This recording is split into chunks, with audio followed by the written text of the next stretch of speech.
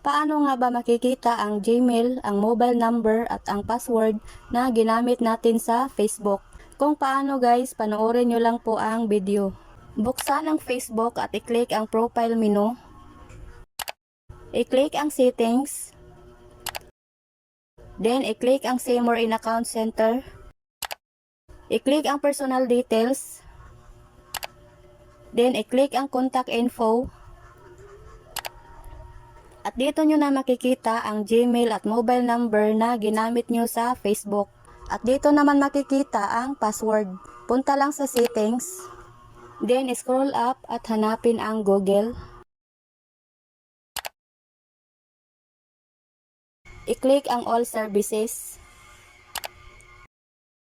Then scroll up at hanapin ang autofill with Google.